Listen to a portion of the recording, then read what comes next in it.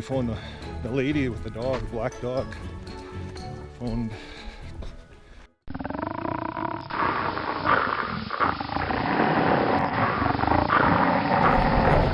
See that management, they didn't know what it.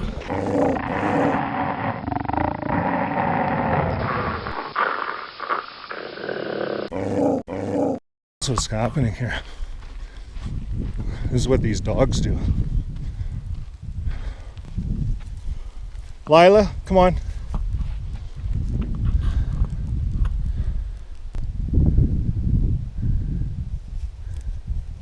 She's gonna pee over it to show that she's left the last bit of piss. I don't know how dogs can. And now she's gonna do her little dance. Okay, let's go. Come on. Kind of what we deal with every day in the park. So that's kind of why, another reason we've abandoned the abandoned cabin is because the dogs are working dogs, and they live right over there. They're not on a leash. They don't have to be. The management told us. So they just kind of wander around and make all the other dogs submit, except Lila doesn't want to submit. So it's a dog fight every time. So we're going to build a fence for our yard, and that'll solve that. But here's the guy.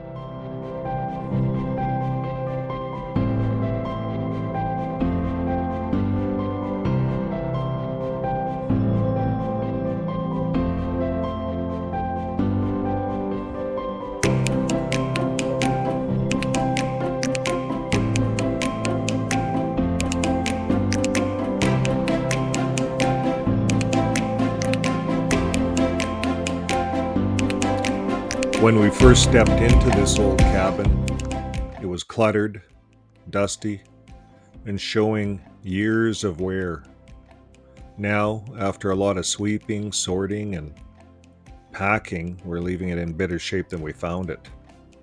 And we got rid of all the rat's nest and all the rat's poop, and that was bags full. Well, for the owners, this isn't just a cleaner cabin, it's a clearer picture of what would be involved if they ever decide to bring it back to life. They can now see the structure, the bones, and the potential without all the distractions. For us, though, it's simply too big of an investment for something we don't own. We came in thinking it might be a quick fix, maybe $4,000.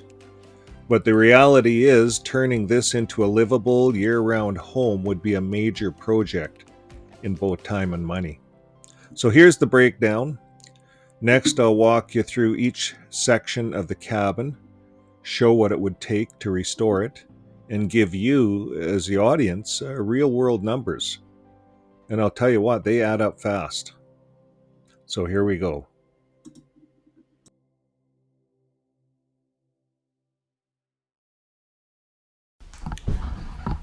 Okay, so we just came into the cabin, left it for about a few days, and there is some dirt, but the rat turds are there. You see the rats are back.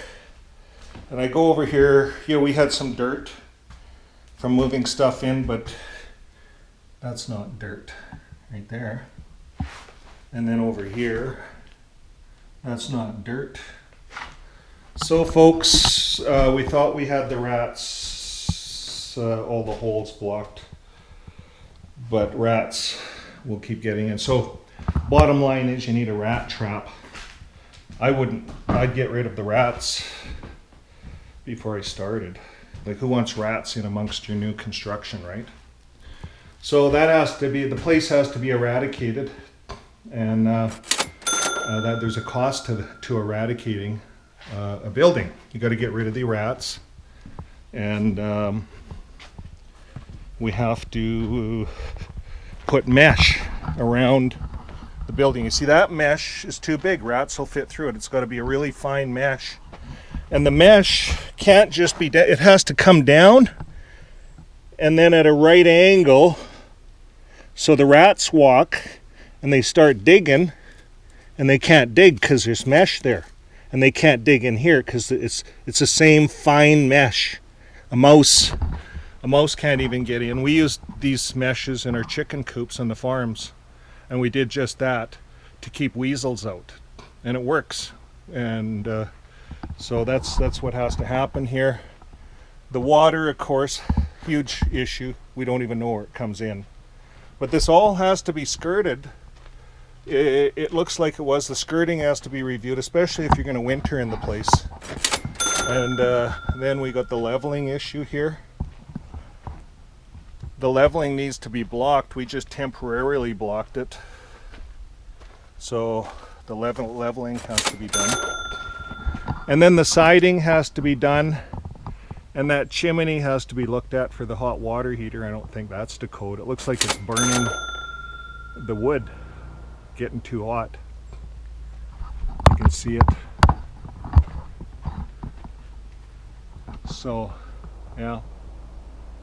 The soffits have to be done. See the soffits?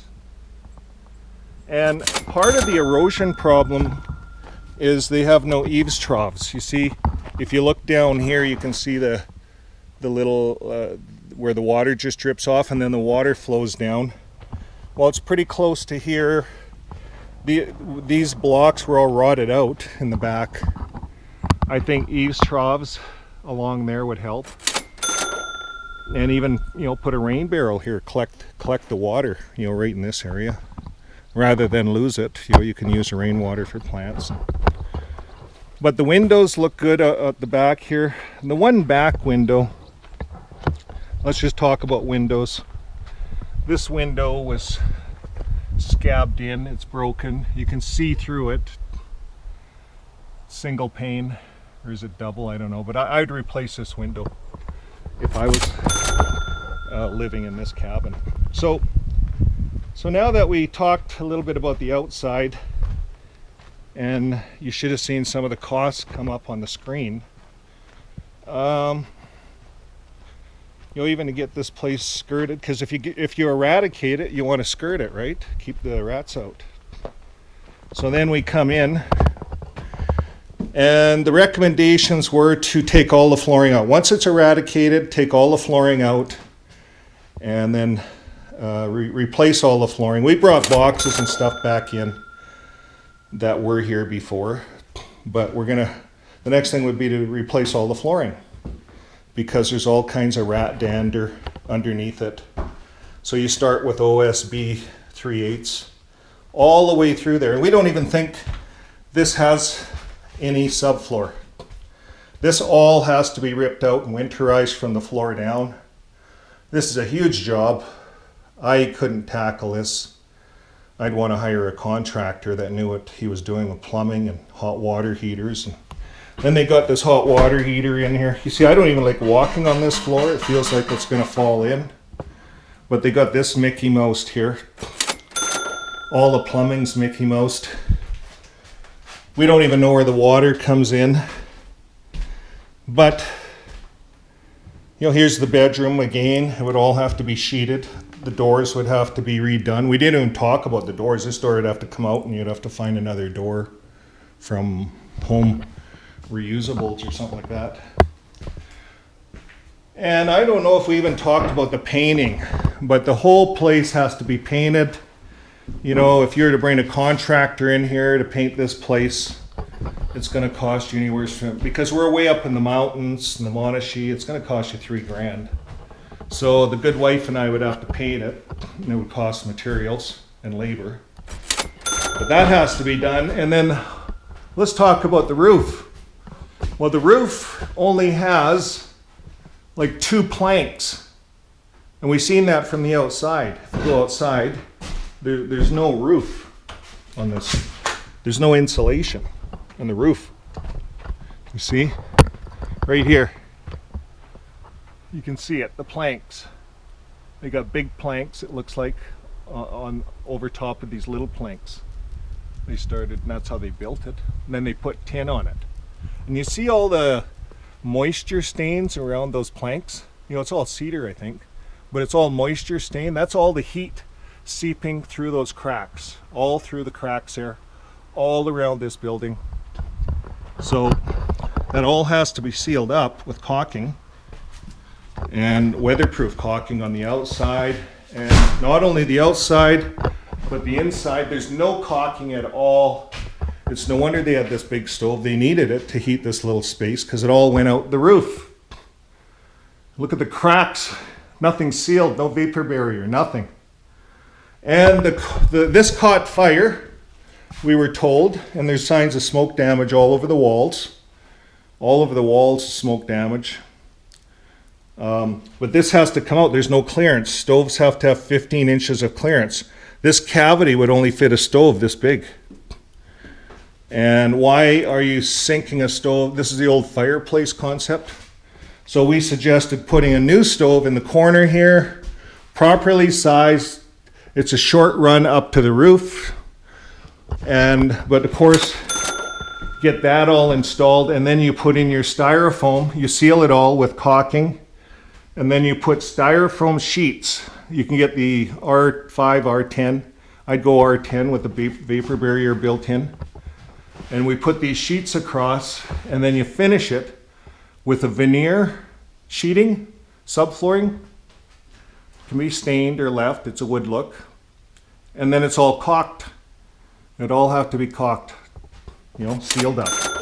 Because that's where you lose all your heat, is through the roof. And this looks like it was burnt. I'm not sure what happened here. But these guys had a real mix mash of electrical.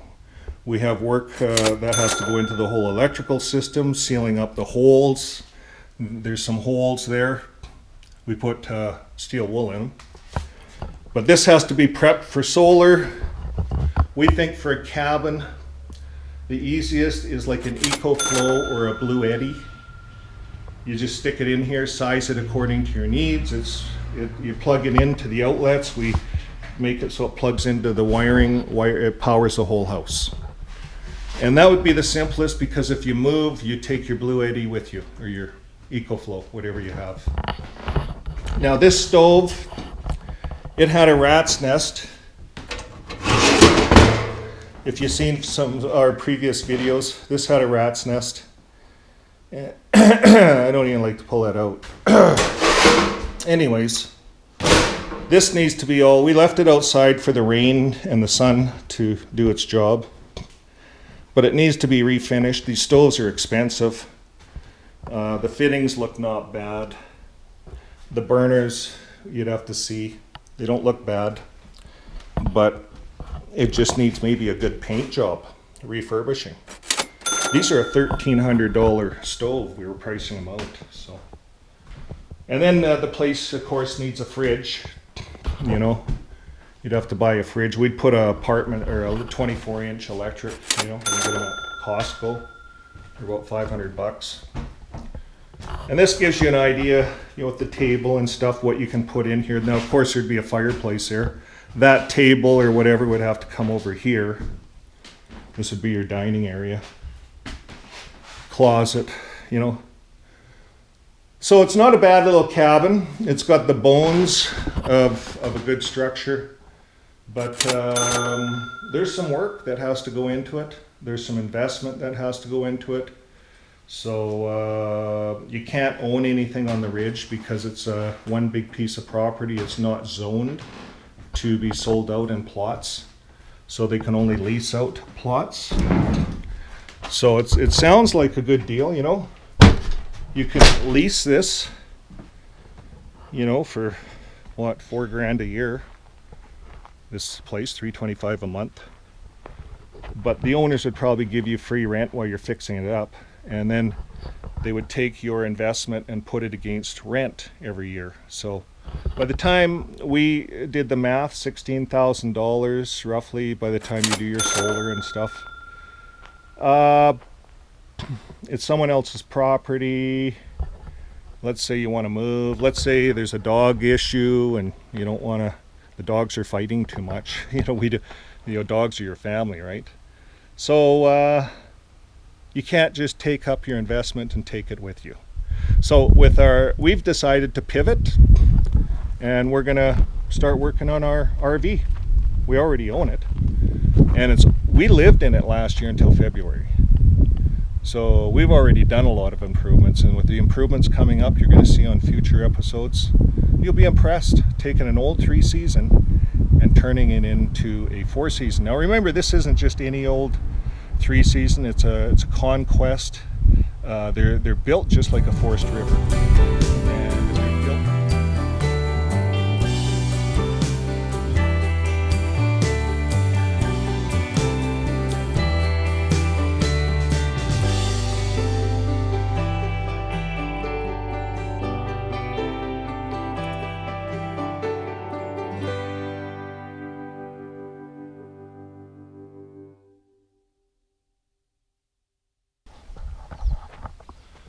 Well folks, we're back at the RV, and first things first, my good wife is going to take down the for sale sign. Our Conquest is no longer for sale, so we will be turning it into a real all season. In the video you'll see a few clips of where we had it kind of with the silver stuff on it last year, but wasn't quite enough. So we got lots of time, and this is our asset. We own it all, and I think that's, rather than spending 16 grand on a cabin, what would it cost us here? Maybe 1,000? Yeah. And it's resellable. So because we're going to find the cheapest way to do that too. We already have a lead on a few items, and one guy has big blocks of styrofoam, and he's going to cut them down for us. So we're even going to build a little roof over the awning. So the plan is have everything ordered or sourced this month, so that come next month, when the roads are clear and everybody's back in school, we're going to pick up and install everything. Right. So, and up here, sorry, we should have at least at this point still 4 more months before. Exactly. Like so we're sitting pretty here. And it's minimal, you know, get a few things done. We already did the vents and a bunch of stuff. And if we invest that little bit into it now, we can actually sell it as all season living in the future if we choose to. And we're going to show you how to hook high voltage solar panels up with an extension cord, a heavy duty extension cord, you know, one of the 12 gauge ones. You don't need 10 gauge. They sell you that stuff, make a lot of money on it. But if you know your 12 equipment, gauge. you don't necessarily need. We've been running this one forever. And it works because our panels are rated for 14 amps plus or 4%, plus or minus 4%, and this is a 20 amp cord. Yeah. So I love the fact that it's jacketed. Yeah. It looks way more durable than the solar stuff. Yeah, and it's good for 300 volts. And we're only pumping 50 volts.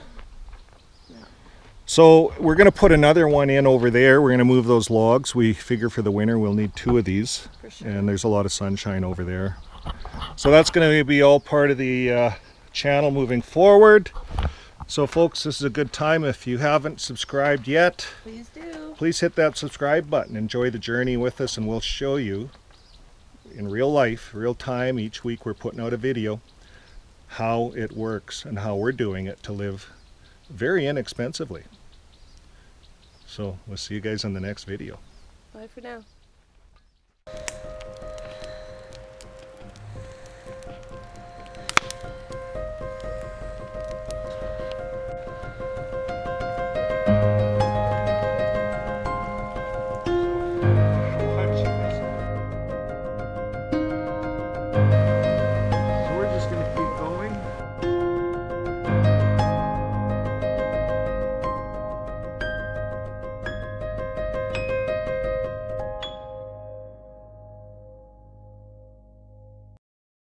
Check, check, check 1, check 2, check, check.